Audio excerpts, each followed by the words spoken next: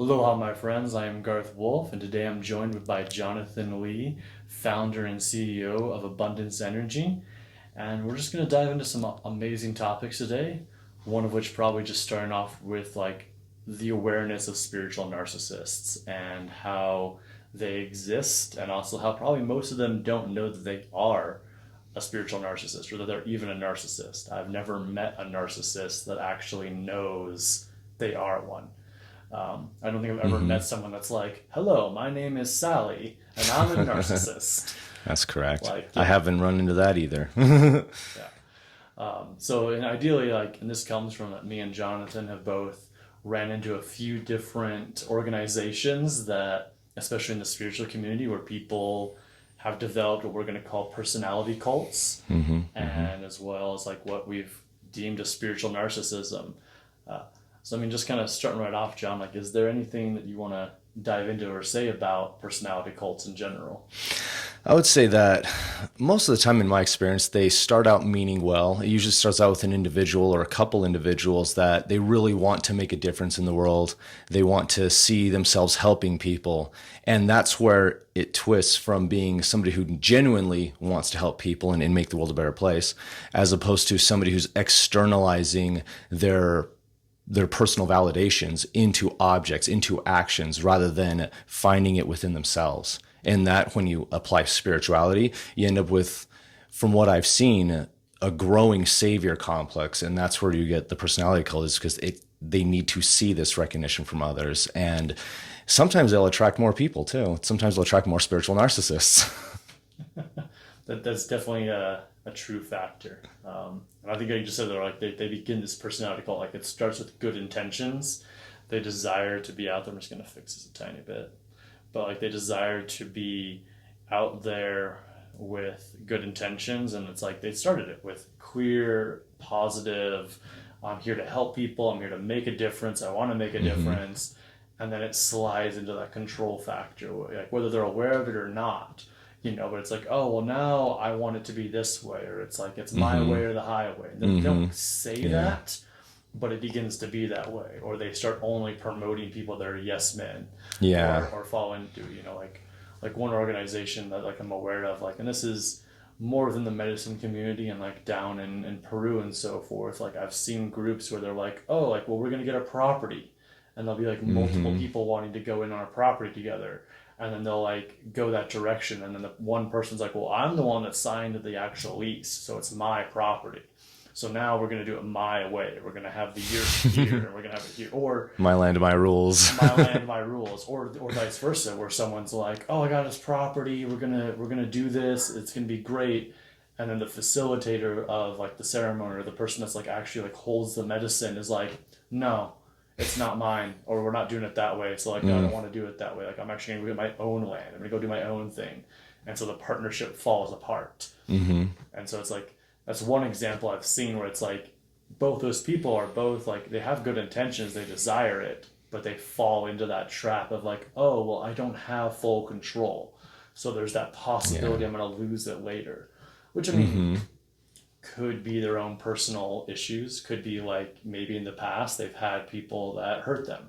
Maybe they've had people that have broken their trust in the past, and they're falling into that. There are a lot of traumas, I believe, that go into it. I mean, everyone that I've met that's either been a part of these personality cults or the individuals who are starting to create them, they have that in common, is that there are deep traumas somewhere in their past that also hit the same points that their spiritual journey is hitting on too. And we pass around the word integration, and you need to integrate these experiences, and especially with plant medicine, you need to integrate and you take time to do that. And I believe that, like that term, along with many others, there's a fundamental misunderstanding in the community about what that truly means. And I see a lot of, oh, I've integrated it. And it's interpreted more as I've added it to my lexicon, not I'm living and breathing this new way of life. And so it becomes easy over time with enough exposure, unfortunately, to begin to see all these differences and the nuances in people. But the goal isn't to expose yourself to these things either. The goal is to try and build a practice that is 100% enlightening for you, that helps bear your fruits, so that you can then begin to help others bear their fruits too. And this is where the spiritual narcissist has it wrong, is and it's to be seen if they can ever really understand this at all, that it's not about them. And that's where they can't let go of it, is that it is about them. It's this toxified image of the self where it's all about deifying the self. Yeah. All about deifying the self, like where it's like not just uncovering the self and stepping into your own light, but it's like, okay, they've begun, like I said, to deify. They've placed themselves up there versus the like, well, this is who I am. This is my experience. And I think there's a trap out there too. We hear all the time of like, we have the hero's journey that everyone goes down and they're on the path, and it's like, there is a little bit of like, this might tick some people off, but like there's a little bit of love, like there's a little bit too many heroes out there. There's too many like, I am the hero. And it's like, in coaching, like we hear all the time, like you want to place yourself as the guide. Like you want to be the mentor. You want to be like one of the thresholds on the hero's journey. So like your clients are coming through, the people you're helping, they're the hero. And you're the guide. And then I think people sometimes they fall into that trap. They're like, okay, like either like there's too on the hero's journey, or they're like, well, it's my story, it's my path, it's my community, it's my thing. And then, or they're like, oh, well, I'm the guide, like I'm the guide, I am the one and only guide. And like not bashing Christianity in any way, but I often wonder that when someone's like, well, this is the way we're doing things, this is my belief system, and this is the only belief system we can have and adopt. It's like, how are you different than the Catholic Church now? How are you different than any other religion that's like, one is the way? And exactly. Like, and just to go on that a little bit, it's like, yes, like Christ-centeredness is like a good way to be, but like Christ is actually a title. It's not, he was Jesus of Nazareth and obtained Christ. Like Buddha would be a Christ. Krishna is a Christ. Yes. White Buffalo Woman's a Christ. Yes. Like it's a title of living from the heart. And so actually that's what it means, is like live from the heart, be heart-centered, which we're all born that way. And then we build up walls and we believe systems and we get hurt and traumatized. And so that's the thing, is it's like that level that people fall into. It's like, okay, well now I am this thing. And it's like, they're not even aware of it. And sometimes people that are following them aren't aware of it either. Like they're not aware of like what they've gotten themselves into. They're not aware of like this trap that's come in there of like, oh, well, this is the one person I'll go to. This is the like, yeah. Any course they teach, I'm gonna buy it because it's like, it's absolute. And it's like, you might be falling into a trap there. And people want to, it seems like it's in our human nature to, when we're in hard times, when we're confused or we can't see our own futures. And speaking from my own experience, I spent most of my life from about 6th grade onward unable to see my future. I had no plan. I had no concept. I felt like that I had an image a few years before that point that disappeared on me. And I no longer had an image, a direction, nothing. And it gnawed on me for many years until about when I was about 27, when I started to really take life seriously and take teaching seriously and say, well, maybe I don't know. Maybe these old guys that sound really crazy, maybe they know. And instead of just following some guys' teachings about them, I went and started following their teachings. I went and studied their journeys. And I learned from childhood that it's about seeing the perspective of the person from their perspective of the teacher, rather than just taking and eating everything they give you, so that you can get a sense of the journey they were on to reach that truth. And that way, it's not so you can adopt their truth, it's so that you can then augment your journey too. You can learn from their mistakes. You can hopefully learn faster than slower. And that's been my whole thing. When it comes to these groups, I feel like it might be a little bit nerdy to mention this, but us talking about this centralizing everything on themselves, it reminds me of the anime Mob Psycho, where you have the blonde character with the weird hair who's got main character syndrome. I'm the main character. This whole world is for me. It's my story. And as the audience, like, you're not the main character, but he's so convinced, and he's got an ability, which then he uses to justify the fact that he's got a power, he's been blessed by God, he's been chosen or whatever. And there's a lot to be said with that lesson from that show. And there's a reason why it's floating around our culture, is we need to be aware that we can become that so easily. It's just a snap of a finger in one thought, and we embrace that thought, and now we've got main character syndrome. Yes. Yeah, no, definitely. Like, it makes me think, even the concept, I don't know if you ever watched, like, My Hero Academia. Oh, yeah. Yeah. So, like, that's another good one where, like, not to spoil too much in there, but there's one power that's called all for one, and there's another power that's called one for all. Yes. And it's like they're rivals in that sense, but it's like one is literally all powers belong to one person. The other one is like, my power is for the all. It's to support everyone. It's to save everyone. It's to like help the unity exist. It's help to connect with everyone else. It is meant to be this ultimate power in a way too, but it's like, it's not like everyone's a side character but me. It's more of like, no, like we all need each other. Exactly. The other one's like, no, all of you supporting characters and all you supporting side things are just my pawns, just my stepping stones to help me become this thing. And it's like, that's what makes me think of. It's like, and even in that show, like there's multiple times where people like will be like, I'm not a side character, and I love that because it's like they're essentially owning their own power, they're owning their own empowerment. It's like there's no thing of like where I'm saying like, don't step into your power, don't step into being who you want to be. No, in no way am I like, oh, just put yourself down, don't be something you want to, it's like, no, like just be aware of like when you do own your gift, when you do start serving the world. Are you serving people, or are they like, or are, I say you, but it's not really you. But like, when we step into our power, like, are we serving people, or are we becoming this thing where we're like, no, you guys serve me, but you coming to my thing like you serve me. And it's like, it's like real weird there. And it becomes fealty instead of a respect for each other's sovereignty.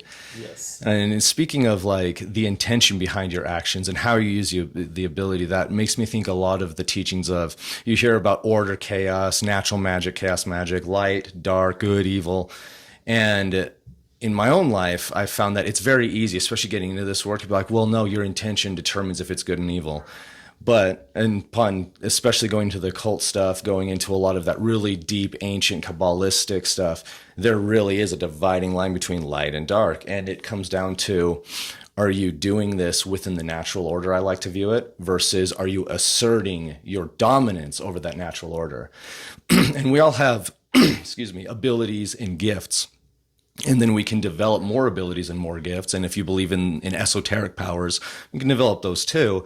However, if you're developing these abilities and you have not done the work inside you, you'll end up acting out in darkness despite your own intention. It reminds me of, Gandalf saying, oh, I would attempt to use that ring for good, but through my intentions, through me, it would go about a darker purpose, a greater, more terrible purpose. Yeah. And that is what I like to refer to, and many others, the Black Lodge versus the White Lodge, light versus dark, white versus black. Not in terms of color so much, but in terms of that resonancy, that the feeling, the emotion attached to that, which white is typically light and love and beauty and harmony, where darkness is deception, chaos, and entropy. And in that difference, I've been able to put a lot of schools, a lot of teaching systems, even politics, people in my life, I've been able to not put them in camps, but be able to differentiate and judge righteously between whether I want to give them my energy, give them my sovereignty, and versus when it's not safe to do so. And that can be applied across all of spirituality, I believe, because with these spiritual narcissists, I see a lot of those black arts, even as they're teaching prayer, as they're teaching this type of spell thingy that's supposed to help ascend you to godhood or whatever. The way it's being gone about is black, it's dark, because there's deception, it's being driven by this underlying need to deify themselves and to gain worship of themselves from the community they're trying to teach enlightenment to. Yes, yeah. It's that, what reminds me of is like when I first started getting into occultism, I would hear a lot of people talk about like, oh, you have to create certain geometries to trap the spirit you're going to work with, to hold them there. And it's like, that sounds pretty forceful. Enslavement even. That sounds like non-consensual.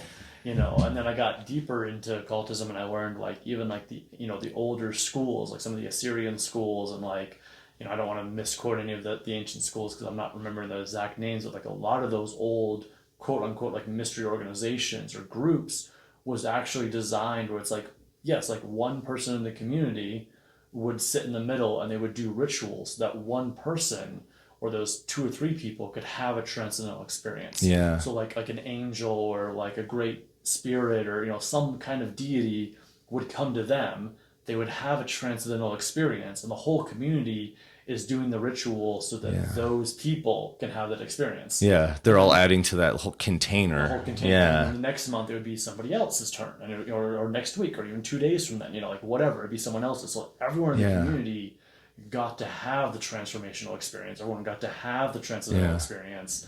But it wasn't this like, oh, well, they're the high priestess, and so only they are allowed, or they're the great oracle. Yeah, or they're the great oracle, so only they can read from the book, and only they can enter the temple, and only they can tell us what's what. There is a hierarchy that's there for people that have like gone through levels of initiation, but it was like, well, let's take you through those initiations so you can have the same things. And this is something I found in like in indigenous cultures, like, and so forth. It's like, yes, there is kind of a level of like, yes, the maestra or the maestro or the don, like you hear like, Don Miguel Muiz or Don Juan or Don Howard, like that title Don or that title maestro or maestro is from a level of initiations, is from them doing X amount of work for Y amount of time for like building it up. But there's not a level of like, well, I've become this, so you can't. It's like, no, do you want to go through this? I can teach you how to be this if you want. I can teach you how to walk this. Exactly. And that's one thing I've learned about the cultism world too. It's like, yeah, there are kind of different grades. It's like, there might be the fire grade or the water grade or earth grade, and it's like, yeah, you learn all of those, and then you go into ether, and then you go into the next thing, and so forth. And even like with the dark arts, like I have a teacher from Machu Picchu. He's a retired guardian of Machu Picchu. Awesome, yeah, amazing guy. And so like it's really cool if you go down there with him, because then like you can go off trail and he can show you some of these other things like the tourists don't get to see. But like he talked about for years, he kept having his teachers when he was growing up and so forth would tell him like, oh, you've got to work with the darkness, like you've got to look at that, you've got to play with that. And he's like, why? He's like, why do I need to do that? Like why would I want to do that? And their lineage, like they wouldn't call it this per se, but it actually is the lineage of arco-iris, which is the rainbow, like the color. Like all the colors, all the things. So arco-iris is just Spanish for rainbow, or arch, colorful arch. Yeah. There you go. But in order to embrace the rainbow, you have to actually face the darkness, because the rainbow is all the colors, all the shades, all the tints, it's all everything. It's everything. The rainbow is just everything. In Hebrew, it's the Oki Danok, the 7 bands of visible light, followed by the 8th band of God's light. God's light. Yeah. Nice. I like that.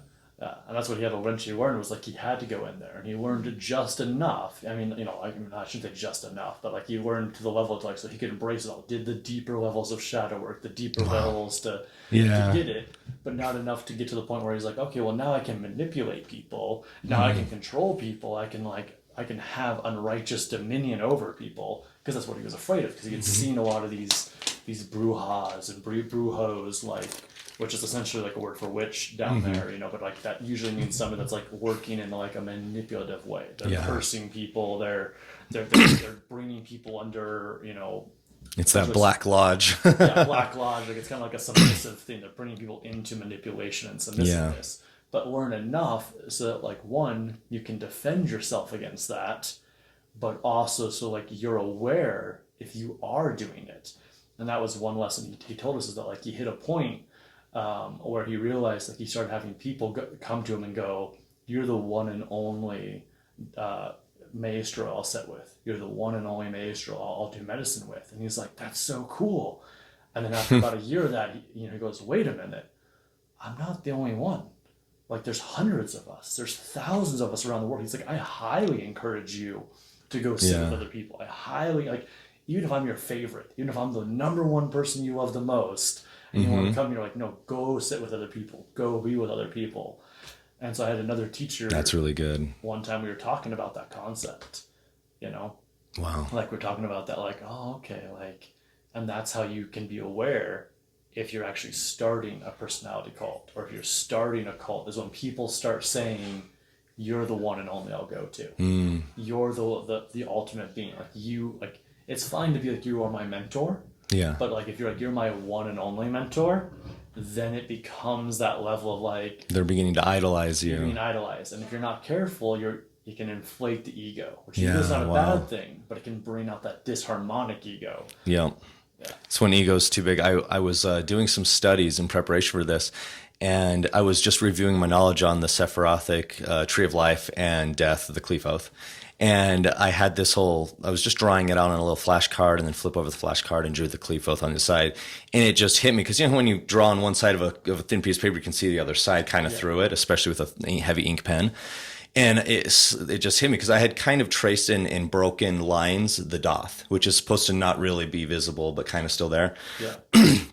I put it there and I wrote doth. And so when I flipped over and did all the Qliphoth, I looked and I was like, oh, there's a doth there, but it's the roots of the tree, which means there's no heart of that tree unless there is. What's the absence of a heart? The heart is my innermost. So the opposite of my innermost is my I, myself, my ego, the toxified behemoth. And then it hit me as I was writing the I. I went, wait a second, the great I. There it is again, the great I. There's so many different, you can think Lord of the Rings reference, you can think esoteric, you can think literally the letter I, and it's all the same meaning of don't be that. Don't be Sauron. Don't be the Dark Lord. Don't do dark arts. Don't deify yourself, the ego, or any other self or ego. Those need to be checked. And that's another thing is we don't kill them either. You don't slay your dragons. You don't go and slay all of your demons and slay your darker side and kill everything. I came across this as I was writing out my notes on, do we do this? Do we slay our demons over? And I realized, do we kill ourselves? Do we kill ourselves? And that made me just kind of stop and stare at the image and just go, whoa. And I just thought on that for about 30 minutes, being like, that's powerful. I think that is a giant misstep, is you have to kill the self. You're killing yourself. And that's going to lead to other problems, which is imbalances in ego, imbalances in, if you want to chart it by the Sephiroth or you want to go by personality, either way, you're screwing it all up because you've severed your connection with a vital aspect of yourself that's there for a reason. Just go ahead, cut off your left arm just because you're right-handed. That's gonna come back to you. Yeah, it is. It's gonna come back to you. It's gonna be that you're gonna need it later. And you're just harming yourself. You're just hurting yourself. And it is that level of like. I mean, if we think about history in general, so many genocides, so many wars and like wiping out of things was because like, oh, we don't understand that, so it must be evil, so we must destroy it. They're different, so kill them all. Yeah. And so it's like that same meaning of like when we look at the darkness, when we look at like those darker sides, there can be gratitude for like, thank you, beings that hold that end of the spectrum, that allow this game to be played, that allow the rainbow game of life to be played. Like, thank you for holding that end of the spectrum so we know that. And thank you for being that so I know not to be like that. Exactly. Thank you for showing me a reflection of myself that, isn't that. And this is esoteric, but it's like, that is like a belief system I have, is that we are actually, like, time doesn't exist. And so we are actually the reincarnation of each other. Every person you run into is just a reincarnation of you. Like, I'm a reincarnation of you, you're a reincarnation of me. The people that I quote unquote like don't like or just reincarnate, I'm reincarnations of them. Like, and so like in that sense of like, and maybe time does quote unquote exist, but it's much more like from what I've learned from the astral traveling and other things and other studies of books I've learned, it's much more a vertical thing than a horizontal thing. Yeah. Like, it all happens now, and it's like, but not to go too deep into time. That's a whole other conversation. Which, I mean, we could play with time. Like, you go around, but it's we can time travel. Yeah. And that's the thing. That's why they talk so much about. The only thing I'll say on time is like when we get stuck in the past, it's the same as like driving a car and looking at the rearview mirror the whole time. Yeah. Like, you're not focusing on what's in front of you. You're not focusing on like what's currently happening.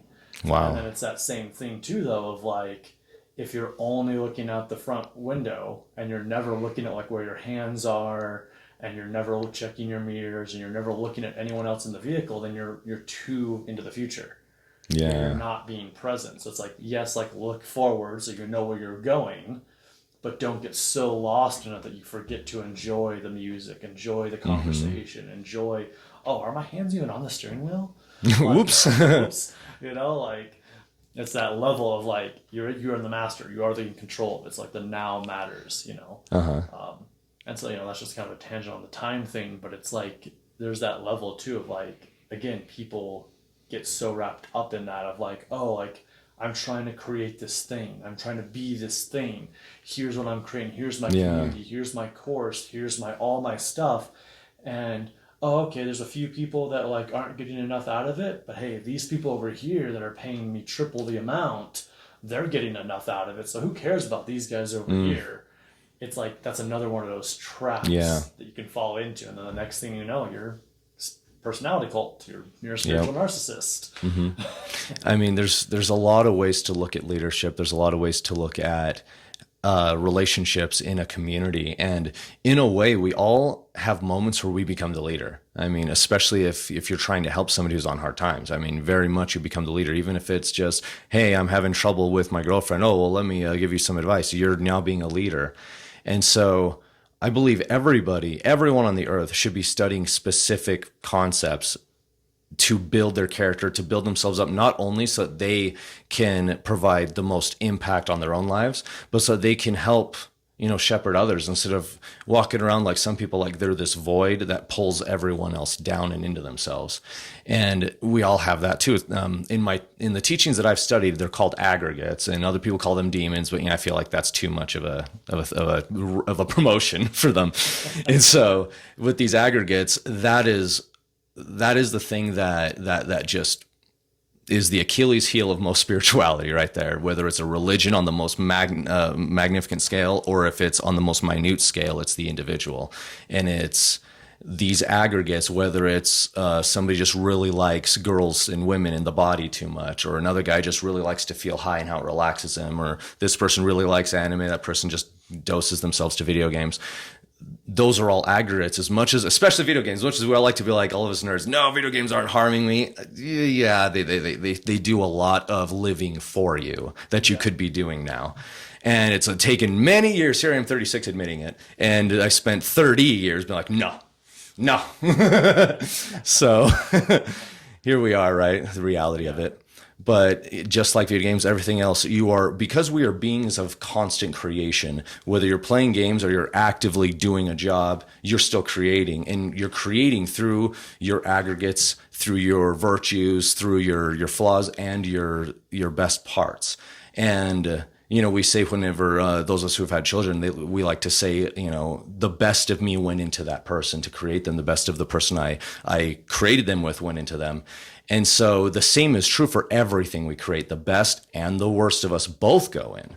And so your aggregates go in there too. And so if you're trying to create or you're trying to guide a community or a movement and you're trying to chart this path, you're taking your aggregates with you, which do as you begin to I don't want to say ascend, because it's more like climbing a ladder in the social circle. Once you begin to climb that ladder, you're promoting those aggregates, and then they start to rule and pull a person in these different directions, whether it's towards drugs or towards gambling, all of these things. I mean, say what you want about the 7 deadly sins. As a principle of what to avoid in concept, they're very good for that. You avoid lust, avoid greed, avoid anger, and all of those stem from desire. And so it takes, for me especially, it took a lot of work, especially in American, with the upbringing we have that's all about vice and pleasure. A lot of work trying to wrap my head around, how does that apply to me? How do I adjust my viewpoint?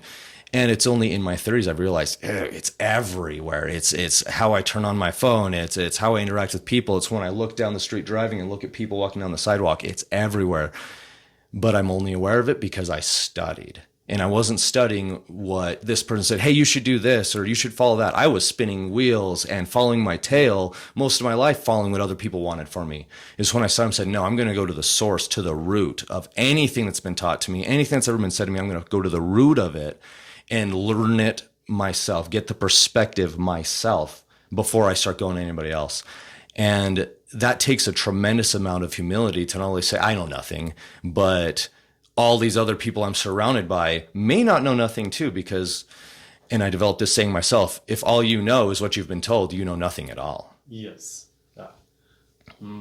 Beautiful. Like there's like two things that like really reminds me of, and it's like, you know, like aggregates, like they exist, and there's like another phrase out there called like archons, and like I probably don't always use archon like in the correct terminology, but like if you think about it, like we'll call them like there is an archon above Las Vegas that has an energy that influences people to spend money.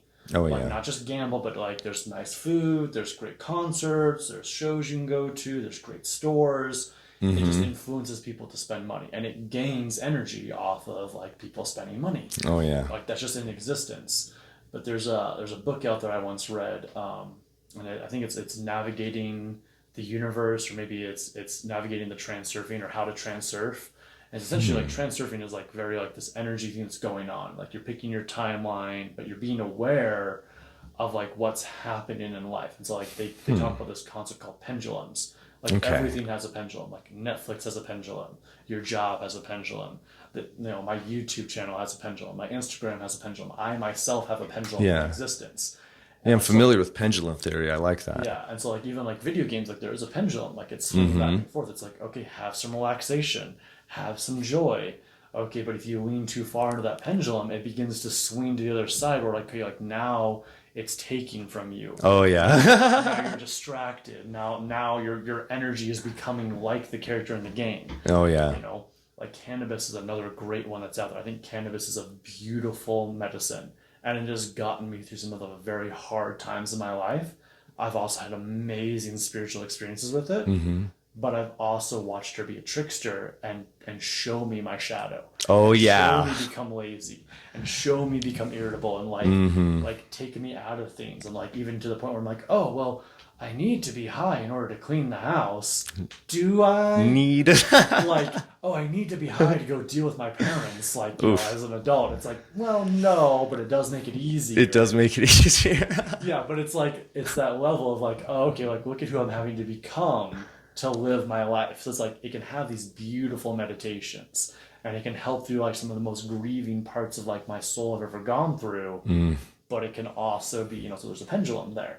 Yeah. It's that back and forth. It's like, and they talk about this a little bit in like shamanic circles, like kind of shamanic practice, but it's like, it's called tracking yourself, or like they actually call it stalking yourself, but people have a trigger to the word stalking. Yeah. But it means like the way like a jaguar stalks its prey, the way like a big cat watches, you know. Yeah. So like we'll use the word tracking, but it's like it's tracking those pendulums in your life, and that's kind of like this what this transurfing book talked about too, was like becoming aware of the pendulums in your life, so then you are choosing how much you give into it. Yeah. You're choosing how much it leans into. And so tracking yourself is like, oh, interesting. Like you're not judging yourself. It's like, oh, interesting. I'm playing at being mad today. Yeah. Oh, interesting. That guy cut me off in traffic and I'm really pissed off. I wonder what that's about. Oh, is it really like that guy that cut, or woman, whoever, that person that cut me off in traffic made me mad? Or is it actually, oh no, they scared me. They weren't being conscious of who I am. And I have a story that like when I get scared, I get angry. Or when people are inconsiderate and I feel unheard or unseen, my childhood trauma comes up of being unheard and unseen. And now this guy is a mother whatever, you know, and it's like that's really what it's about. Because even that concept of like, oh, they made me mad. You're giving your energy to them. You're giving your energy to some other pendulum, not stepping into your own sovereignty being. So looking at like where that comes from. Because like I enjoy video games. I have a good time with them. But like I've also gone through phases where I'm like, okay, I've definitely been playing this way too much. Oh yeah. Like been there. And or I've gone through phases where I'm like, oh, like I haven't picked up my Switch in like several months now, you know, or like, oh, I don't think I've turned on my PlayStation. I don't know how long, but like it collects dust, you know, and then I'll have a phase where it's like for 3 days, like I'm just really like all my free time is on that. And it's like, it's like, oh, look at how that pendulum swing. I went from like it really not does touching it to like full hardcore. And then I'm like, oh, okay, like let's readjust. And again, like in life, I don't think there's any wrong way to live, but there is like, where are we infringing on someone else's agency? And also like, are we being something we don't desire to be? Like even for example, like if me and you were talking about, like if we were gym buddies and like we go to the gym together, like we work out all the time, but then I start seeing you drink a bunch of soda and eat ice cream and eat bags of chips all the time, I'm probably going to say something, hey man, like you said you wanted to look like, you know, John Cena, and like this is definitely not the Exactly. path to John Cena Exactly. body, you know, like, and I've seen that with people too that like get a little, you know, fall into addictions or they fall into other stuff, and like not heavy, you know, like I've seen drug addictions and like had those conversations, but even people where it's like using cannabis again, where it's like, hey, like you said you're only going to use this to like meditate, and now you're smoking an ounce every week, or you know, an ounce every 2 days. It's like, is this really, you know, it's having enough love to say something to somebody but not put them down, to ask the harder questions. Exactly. So I've been on the receiving end of that before, actually, where it was about we're going on 9 years ago now. I was getting a little bit too friendly with alcohol, and it was just the idea of, well, I could have a beer here and there throughout the day and I won't, you know, be too bad. And that was my rationale to just eventually, well, if I'm going to finish doing this task, I want a beer because it's pleasurable. If I'm going to do this, and then it became, well, if I'm watching a TV show or I'm playing a video game or I'm reading a book or anything, became an excuse to drink. And regardless of where your tolerance is, that's a lot of beer in one day, just to be one thing after another, especially on a day off. I had picked up day drinking. And so that really started to, my perspective was everyone is getting more annoying. Everyone is just crossing me left and right. They just need to, you know, get out of my way. And it wasn't until one of my brothers pulled me aside and said, hey, I've noticed for like 5 weeks, every time I've seen you, you've had a beer in your hand. Are you okay? And I just went, and I was about to talk about how everyone else in my life was making me mad. With a beer in my hand, I went, oh, I think I see the problem here. Exactly. And it's like, yeah. And I think sometimes we have to go that far into the pendulum swing. Like, thank goodness one, you had someone that cared enough to be like, hey, bro, what's going on? Hey, man, like, what's happening here? And then as well as, like, enough awareness to be like, well, oh, wait a minute. Okay. But also that level, too, like, being grateful for our experiences. Because it's like you had to go to that end of the pendulum, that end of it, to go, that doesn't work for me. That doesn't serve me. You know? Like, and I've even had you know, I've had moments where people have called me out on things, and it's like, yeah, like I could get all pissed off and I could get angry and I could be like, well, you're just a mother, da da da da da, and like you don't care. And it's like, well, they're probably saying because they do care. Yeah. And then there's also that level of like, all information is just feedback, or sorry, all feedback is just information. And it's up to you what you do with it. And sometimes people do see stuff that's like, well, okay, that's your limited perspective. You're not actually seeing the full picture here. You know, like I've had people before, like my wife gives me a lot of crap, and like in a good way, like she's very like stays on me, she's there, like, we joke around a lot, she teases me a lot, and I've had people before like in public, like she'll kind of say something like, I get that she's teasing with me, but then later they'll be like, hey man, like, are you guys okay? Are you guys like, doing okay? And I'm like, we're fucking awesome. That's my best friend. Like, oh man, like I wouldn't trade any of it for anything. But it's like, oh, from your perspective, if your partner said something like that to you, you would be hurt and offended and triggered. And just real quick on triggering. Triggering is like, you need, like, it's when something happens, but some people use like, oh, I'm triggered, when they mean they're offended. Yeah. It's like triggered into action, triggered into doing something. Either you misfire or you fire properly. So like when you're triggered, it's like, what's next? Not, oh, I'm triggered, let me shut down and not do anything. Like, oh, I'm triggered, I'm offended, you're an evil person. But coming back to like, there's that level of like matching people where they're at and understanding them. But there was also that moment of like, oh, look, like in that moment, they were stepping in to be a friend or a leader to say, hey, is something up? And I get to be a friend and a leader going, no, like everything's fine, but let's talk about why that bugs you, you know? And not everything has to be a deep conversation, because some people just want to have conversations for kicks and giggles. Yeah. But there is that level of like, we both got to be leaders to each other. We both got to help each other. And so it's like, there's that balance of like, no one is really the main person. Like I think there's a Nako song out there that says, you know, who wants to wear the hat today? Not that I think either one of us really matters or cares for it or something like that, you know? But it's that like, sounds familiar, yeah. Yeah, like I like it. some point someone's got to put the hat on for a moment and then give it to the other person to wear the hat. And like, that's how we actually level up together. We actually grow together. Exactly. Yeah. I like that. And it goes back to what I mentioned before, how we're all called upon to be a leader at some point for whatever reason. And it's best to be the right kind of leader and to work on what that means and what is inside you that makes you that. And, you know, we've talked about kind of meander on the topic of sovereignty several times, but I feel like we just should hit it. Go for it. Yeah. Sovereignty. Yeah. So the sovereignty to me is having a respect and an integrity about who you are, what you represent, and not because somebody else is around, not because it's a part of what society wants for you, but if you put yourself on an alien world right now with nobody else there, would you still be that person doing that thing? And that is your sovereignty of self. And nothing can cross that. No one can come in and make you do it and violate that sovereignty, get into your brain and make you do anything because you've established this is my sovereignty. That same line and that same respect needs to be given to everyone else too. And we see how a lot of people screw up both of these daily. And it's because either I don't have enough respect for my own sovereignty, therefore I have no respect for yours either, or there's no understanding to begin with. And so you end up with me personally, hanging up the phone on me mid-conversation, no matter how mad we are, is a huge faux pas because it's violating my sovereignty in terms of I have a right to speak and be heard, especially by a loved one, especially if this is important. It's my opinion. And we're, you know, no matter how heated it's getting, we still love each other. There's this ground that can never change, which is we love each other. We care about each other. And when you do that, it violates me that way. It violates my sovereignty that way. I feel like you have taken my right, my ability to speak truth to you, and you have shut it off. And I apply that same thing to someone else. I will not hang up on somebody else either because I feel like I am violating your personal sovereignty. And there is some of it goes into my own belief on human rights.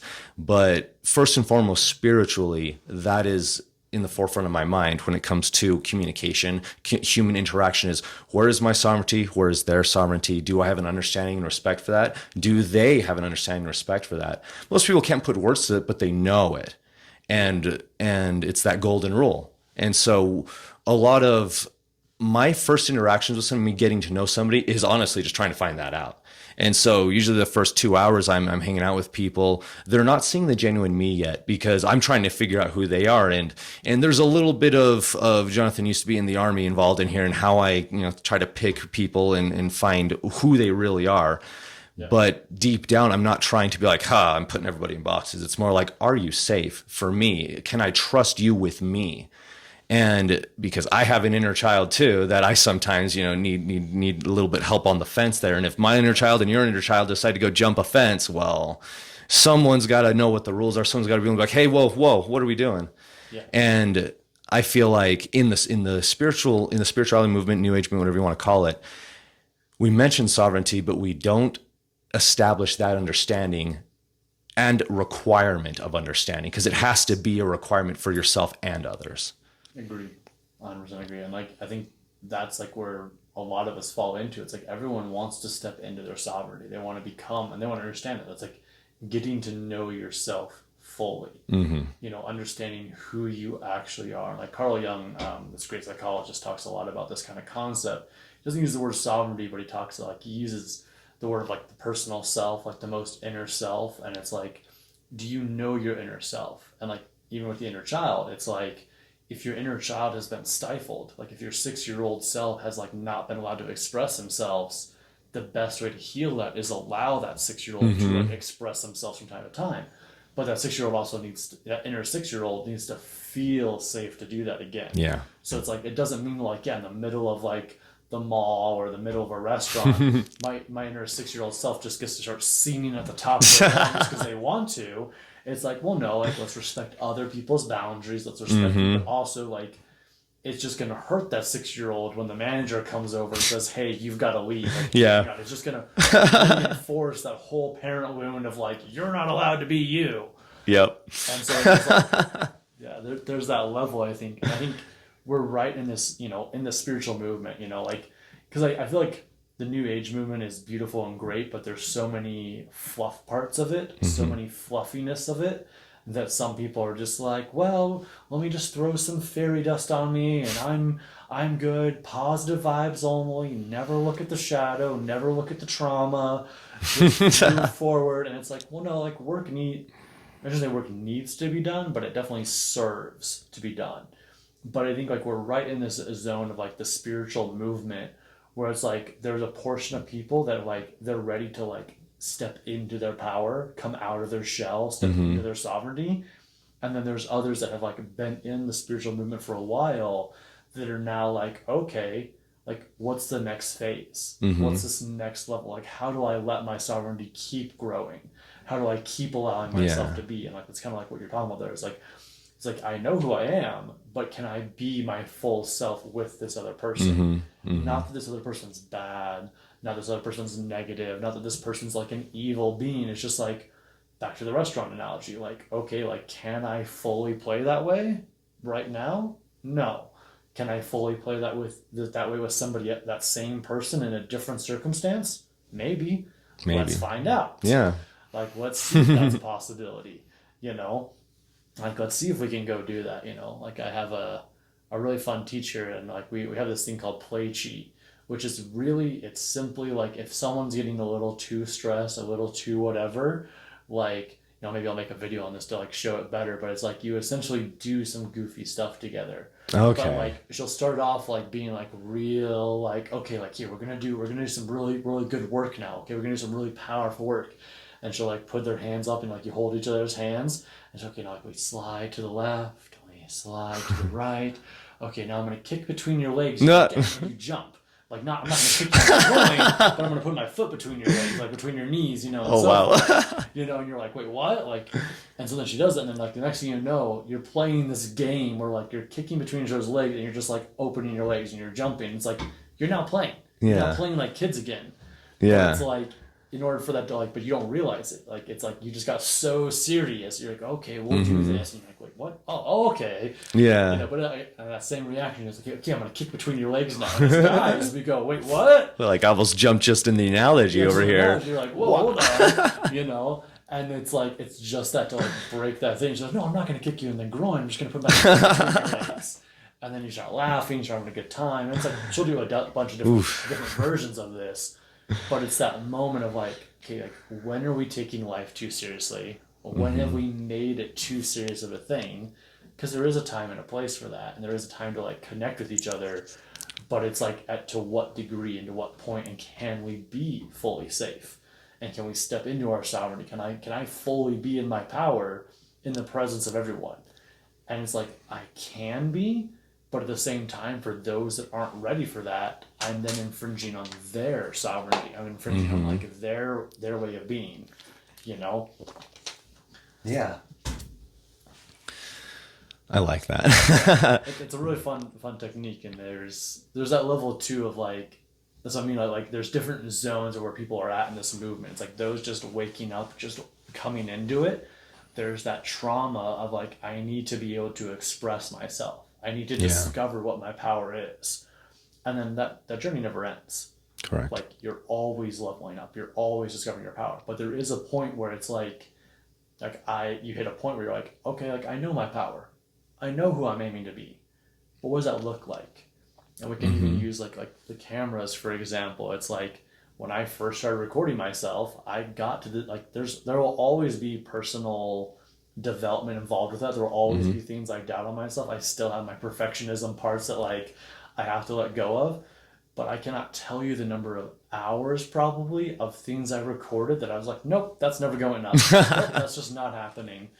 Or like sitting there and being like, okay, like I got to get in this mode, I got to be in this set, okay, the background's got to look this way, and then okay, I've got to wear the right clothes, and oh crap, I haven't showered today yet. Let me go shower. let me get my beard right, and then like it takes like an hour before I even hit record, then just to throw away that 15 minutes of recording, or just to throw away multiple takes of things and be like, nope, that's never seen the light of the day. That's all work. That's all things like now I'm comfortable in front of the camera, and there's still levels I can improve on. But like I'm now at that point of like tracking myself where I'm like, okay, I notice when I'm being too much of a perfectionist. Yeah. I know when I'm getting wrapped up in the idea of this. Or like when I go back and I watch something and I'm like, oh man, like I could do that better. I could do that better. And instead of being like, well, I need to reshoot that, just going to scrap that 15-minute video or that 20-minute video I recorded or those multiple 5-minute videos. It's like, well, okay, next time I'll do that. Or in a year from now or 6 months from now, I'll do those exact same points again, just with my new higher consciousness. But it's like I would never have gotten to that point having not figured out the other stuff. And so that's what like you really remind me, like you're talking about sovereignty and like, can I trust you? Can I not? Can I be this person? It's like there's levels to it. There's always a layer to improve. And so I think in that movement, that's what we're into. Like there's people that are like discovering their power, and then there's people that are like, I know my power. And then there's people that are now into the creation. And then like when you're in that creation, there's a lot more. All along the way, there's spiritual traps. All along the way, there's spiritual traps. And one of the spiritual traps I'll talk about for just a quick minute is like that ego trap of like, we've got to kill the ego. We've got to destroy the ego. You know, the ego is bad. And it's like, well, first off, if you weren't meant to have the ego, why would you be born with one? Exactly. And then like, where does it come from? Like what parts of it are disharmonic and what parts of it serve you? I often view the ego much like a horse. Like when you're not friends with the ego, when you haven't befriended it, when you're still trying to like quote unquote kill it, or like you're not aware of it, you're just like being drugged through the mud and the muck and like, you know, you got your jaw open and you're just taking it all in. Yep. You know, your hand on the bridle, or maybe you're just hanging on to like the mane of the hair and you're just, you know, like that. And then like once you befriend the ego, you get to actually like ride the horse. The horse is the ego. It's like what drives you where you're going to go. It gives you direction. Like us choosing to record this is an ego. Us choosing to go have food later is an ego. Like us choosing to wake up today is ego driven. Those are all harmonic ego. Yes. You know, now if I was to punch you in the face for no reason right now, like that's disharmonic ego. It's like there's no justification for it. Maybe there is, but like it's my justification, not you know, whatever collective justification. That's probably a bad example. But you know, but then like once you like are on the ego, like once you're riding the ego and you become friends with it, like it can take you places. And the same thing like a horse. Like the only way you get a horse to jump over a creek or to jump over like a ledge, or like even like when you see them like jumping hurdles and stuff, the only way the horse will do that is one, it has to kind of want to. And then two, it trusts the rider. It trusts the rider so much that it knows it's going to be okay doing this thing. Even if you take it up like a really skinny path up a mountain, it trusts the rider to not freak out, you know? And I've even seen horses that like have been trained to like smash rattlesnake heads. It's like because they trust they trust the rider enough that they can do it without getting bit. Woo! Like, but it's like a whole extra level of trust. Like those are layers. Yeah. Going from okay, can I ride you? To okay, can we gallop? Okay, can we jump over a hurdle? Can we jump over a creek? Can we go up a very scary ravine together? Can you kill a rattlesnake for me, for both of us, so we both live? Like, all has to be a level of trust. And so it's like the ego is always to be a friend, to be worked with. And what I see sometimes with these people that don't do integration, as we were talking about earlier, like don't do integration, don't step into it, is like they've killed the ego. And they're like, I'm ego free. I don't have an ego. And all they've done is taken off the disharmonic ego mask, bedazzled it, attached some crystals and feathers to it, and thrown it back on. And they're like, I don't have an ego. Look at all my feathers. Yep. It's like, it reminds me of the Hydra analogy. Now you have two problems. Two problems, yeah. Cut off one head, now you have two heads. Yeah. I always remember the Disney show with Hercules where he's fighting the Hydra and he just like keeps chopping off heads, and then finally like, his teacher yells at him, "Stop with the head chopping." It's like, how many of these? And he got like, what? I think I paused the screen and counted once. There's like 60 heads or something. It's just like there's a ridiculous amount. It looks like a bush of heads with a trunk at the bottom. It's like, but I have seen people who their Hydra becomes that, and it's just these are people who are, again, going back to the narcissism, eventually you have to walk away. Eventually there even becomes a no contact rule you have to put on yourself of just, I don't care, even if the person's reaching out for help or I need help, it's a no contact rule, because the narcissist, any doorway is an opening in. And you reaching out for help, them reaching out for help is a way in. And that's been for me personally one of the hardest things with dealing with several narcissists in my life, even before I dealt with them in the community, was trying to extricate them from your life once you found what they are, because typically they've worked themselves very deep in. And in the spiritual movement, that's down to the core of your soul, how far in they've worked themselves into. Yeah. They've established a savior thing. They've established a heroic thing you've idolized. It becomes such a deep hole to dig out of, because the person has their own ego fighting them. They have their own aspirations and beliefs of what they wish and want this situation to be, that person to be, fighting them. And they're now at war with themselves 2 times over before they're even fighting the thing the person did to them.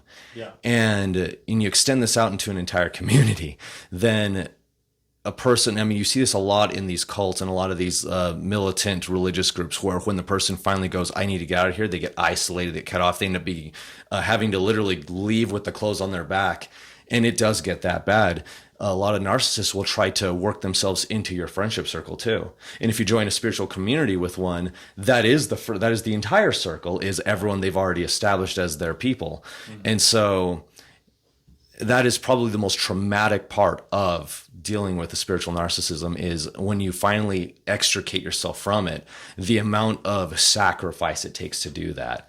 I mean, it took sacrifice to get in there, but because it's a black lodge, because the teachings and the system, the way it's being carried out, has become dark. Even if they're talking about love and light, the actions are dark. And it's led you so far into that abyss that you have to find your way back out. Yeah.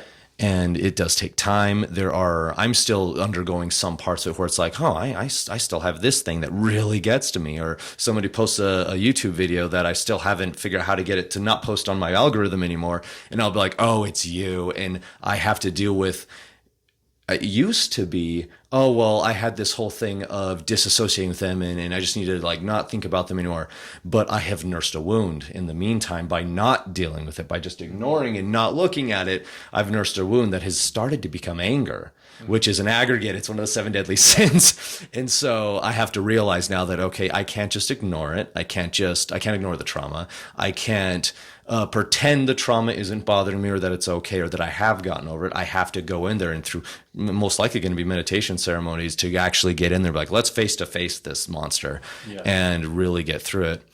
And there's a lot of teachings for that. I mean, it's not like you have to go to the Christian church, or you have to go read a book from Solomon or something to be able to learn how to do this.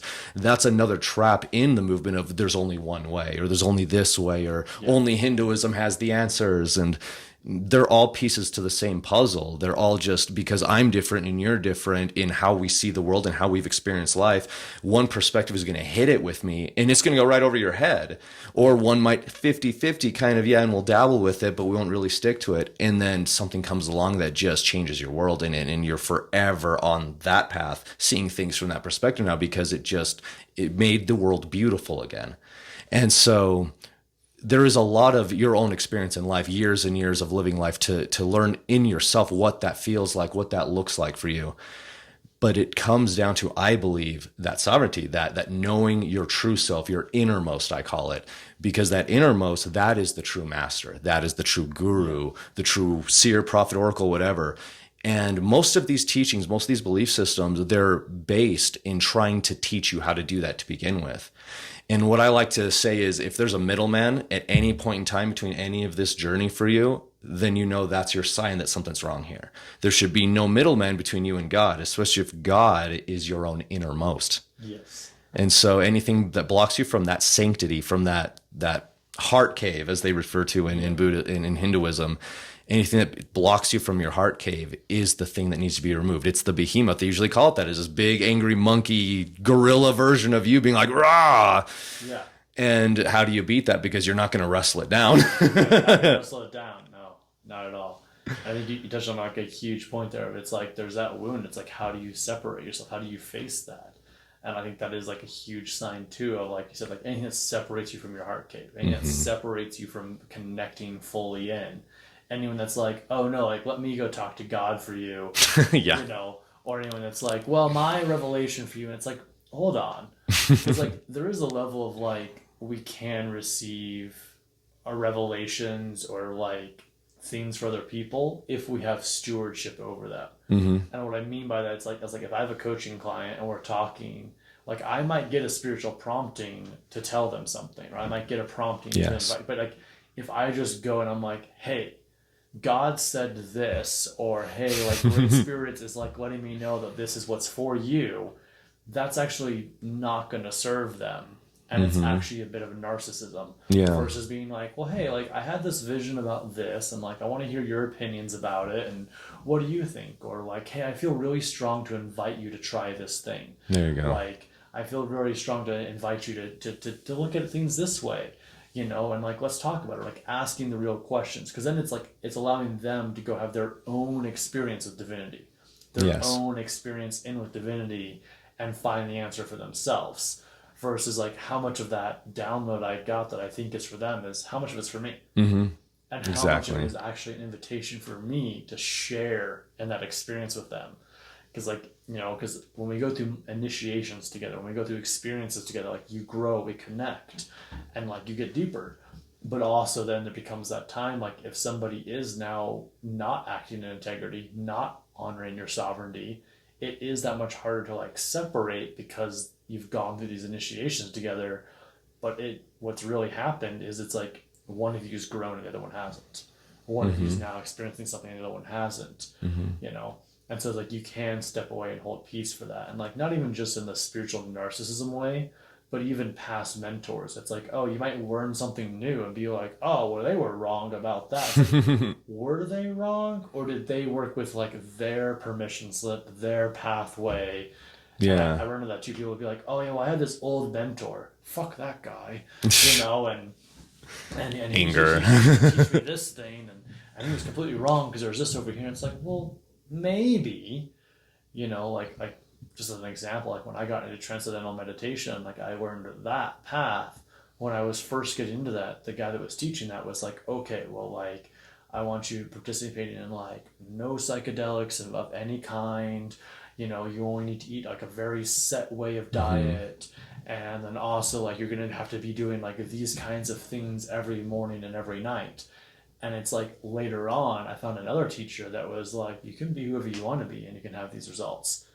And like, I wasn't angry at the past guy, but like there was that level of like, well, why did that guy say that? Yeah. And so then I had to like ask those questions within myself and realize just because one past mentor says one thing and your new current one says something different doesn't make anyone wrong. You know, now unless they were like, well, we need to sacrifice a baby, so, like that's a whole different thing. You know, just want to throw that out there because I know of like certain people that have been in occult circles that like they've had some weird mentors, not to the sacrificing of babies thing, but ask them to do some things that are mentally not good for them, that are not good for their mental health, their emotional health, and it's like, okay, that might be something worthy of being like, yeah, you were dealing with a narcissist. You were dealing with someone that like wasn't allowing you to be that way, you know? And so I guess that's kind of like my final thing I'll say on like anyone that might be facing a spiritual narcissist or like found themselves in a personal cult, the ways you can identify it really are like, do they treat you less than? Are you allowed to ask questions? Do you feel like they're the one and only person you can go to? And similarly to like a crazy ex-girlfriend, have they begin telling you to cut off friends and family? Have they begin telling you that there are people in your life that you should just drop and not be a part of? Exactly, yeah. Now, if you yourself are going, well, I think I shouldn't talk to my parents anymore, and they're like, well, let's talk about it. Why? And you come up with it and you're like, yeah, I just don't think it's serving, and they agree with you, that's different. But if they're like, yeah, your parents did this, or like, oh, you shouldn't talk to your parents anymore because we all have mom and dad issues and they're just going to perpetuate your trauma, that's another thing. Like I'm using a very specific example, but it's that similar thing to like those crazy girlfriends or crazy boyfriends or abusive relationships that are like, oh, don't talk to anyone that's going to point out how crazy I am. Yeah. You'll see that with their teachings too. Of don't learn things from anyone else because truth is you'll learn that this guy might be wrong or he might not know enough. Not know enough, yeah. Exactly. And like, you know, like just one example I use, like in Hermetic teachings, like the Kabbalion is a great book. The Hermetica that's like written by Tim Freaky, great books. but they're also entry levels into Hermeticism. There's a much deeper level to it. Yeah. There's much more to go down into and to like explore within that. And so like I use that as an example because that is like one thing I've run into where people are like, well, these are the two best books about Hermeticism. And it's like they're the most well known. And they have a lot of great good things in them. And if you want to go deeper, there is more. Same with the Tree of Life. Like, Yes. it serves to know about the Tree of Death. It serves to know about the root part of it. But you don't have to understand it to get benefits from knowing the Tree of Life. Exactly. But if you want to go deeper, go to the roots. I found myself looking at that rabbit hole too, just kind of poking in my head in the abyss. I found this image called the Anatomy Occultus, and it shows just the human body, and one half is like, shows all the organs and stuff. But what was really rabbit hole about this is the whole image was completely covered in runes, astrological symbols, Hebrew, like the Sephiroth, like it was a key to just all of this other occult stuff that I didn't know yet. And it was, of course, fascinating because it's like when you first discover anything else that blows your mind, you're completely just taken aback by it. On the bright side, that set me to study runes, study Hebrew, study Kabbalah, which I have tremendous benefits to my life studying all three of those. But it also got me to start looking at occultism in terms of some of the darker arts like Black Tantra and stuff, which thankfully I didn't go into any of the practice there, but it was scary enough just finding some of the actual literature and going, just one, I saw the cover and that was enough. Another one, I opened it up and read the first page and that was enough. So there's this great... Everyone who's played, who's ever been involved in the Warhammer 40k scene knows the idea of you start reading a spell and then you can't stop and it starts reading itself and there's a portal opening and there's a demon coming out. That's what it kind of felt like just looking at this content. It was very much not only can I not get that out of my head now, but there's other things coming into my head now too that weren't even a part of that image that are just almost nonstop, like a doorway was opened. Yeah, doorway, And I look at any of those black teachings that way, but it's people who participate. Somebody had to write the book. Somebody had to draw the images. And in that case, somebody had to give me the link to say, hey, you should go check these books out. They're forbidden books, forbidden knowledge. And I was like, ooh, forbidden knowledge, not realizing that, it's dark for a reason. Exactly. And so I feel like something you mentioned to me the other day that I want to bring up here, guiding somebody to reach their own truth. As I think if anybody watching this or listening to this takes anything from how to deal with spiritual narcissists, how to deal with a community where you think you might be in a cult, it's that. Focus entirely on that phrasing. Because I feel like when you said it to me the other day, it was like light bulb. It's like the sky part is like, wow, that is, if you could just put that on a billboard somewhere, I think somebody would see it and be like, whoa. And it would just honestly save so many people because that is an element that needs to be in every relationship. And it's an element that needs to be in your heart. It's an element that you need to teach to your kids, to teach to your loved ones, that just, it needs to go around like those bracelets, those Armstrong bracelets used to go around, it should be passed around like that. And I think it's also an error corrector. I think that when you apply that phrase to other people and teachings and in groups, it's a litmus test. It's an error correction. You're immediately forced to reconcile with what doesn't resonate with that phrase. Yeah. And so if you have somebody who's teaching you things, apply that phrase to them and see, does it resonate or not? And that's to me, it's a very surefire one. A lot of people will teach based off of what they've heard, like monkey see, monkey do. And so it's easy to say, and I've been on the receiving end of you're lied to me about this. Wait, hold on. What are you talking about? Well, you told me it was ABC and it was really CDE. And I was just like, I actually had no idea. I thought I knew what I was talking about. Yeah. You just educated me. I'm completely wrong. But this person's accusing me of being a liar and of committing to some evil deed. And I'm just like, okay, I am so sorry. And I learned another lesson. When you're wrong, admit firstly loudest. Yes. as quickly and as loudly as you can. I'm wrong. I was wrong. I'm sorry. And not that everyone is going to accuse you of lying, but to have that in yourself, and then to know to have that room for others that they might not know. They need to admit it quickly. They might be doing the ego pride thing of, oh no, if this person shows that I'm wrong, especially if there's the people watching, no one's going to believe me ever again. When in reality, it might just be well, no, you just had one little fact wrong. Let me just give you that fact. Yeah, exactly. Admit when you're wrong. Admit when there's, and that even comes down the line. Like if you did teach something, you have a conversation with someone, and then you find out new facts later. It's like reach out to them and be like, hey, tell I was them wrong about this. Or like even if I'm just don't be like a news agency and never come back to it. Never come back to it. Yeah, just hope no one ever notices. Like, and I said it too. Like, if I find new facts out about stuff I've taught in the past, it's like I want to let people know. Or like if I create some YouTube video and then like 6 months from now I'm like, oh man, actually I completely don't agree with that anymore. I learned completely new things. Like I'll probably come out publicly and be like, here's a video, and like, by the way, like I now have a new viewpoint on this. And it's like admit that to people, or like, because I've done that before too. It's like I'll text somebody something, like we'll have a conversation, I'll text them something, and then like 2 days later I'll learn something new, and I'm like, oh shit, like I actually lied to them about that, kind of not purposefully. Oops, sorry about the pyramid of greatness, but like not that I've actually lied to them, but I'm like, oh, I was misinformed, and so then sending them another message going, hey, I actually just learned this thing about this, so like I didn't have enough knowledge to give you an actual answer on that. And guess what? It's not like that person comes back and is like, I can never trust you again. They're like, oh, thank you. You actually build rapport. You actually build a deepness there. You actually go in a better direction together. I think people need to retool the word humiliation to go back to what it originally meant, which was a humbling, something that is humbling you, a great humbling of the person, a humiliation. It's not that you're being made to be a complete laughingstock to the community. It's not supposed to be that. A humiliation should be, this thing is forcing me to humble myself in front of this person or these people.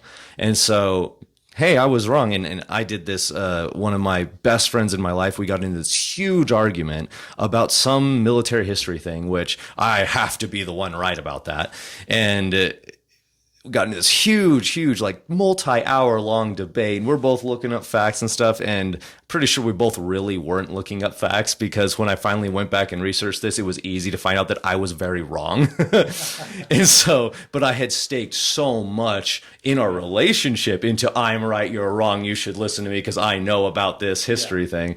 And so I admit it took me 2 full days to stomach how wrong I was, and then to be able to admit it to his face. And I was texting, and then I was like, that's not good enough. And so I went down into his apartment and knocked on his door and, hey, can I talk to you? And then I apologized. So I just want you to know I'm so sorry. I feel like this, that, and the other. And I just let it all I was completely wrong. I said this, and this. Yeah. I was completely wrong. I don't know where I had those facts, but and then I showed him the link that I found that proved that I was wrong, so he could update himself too.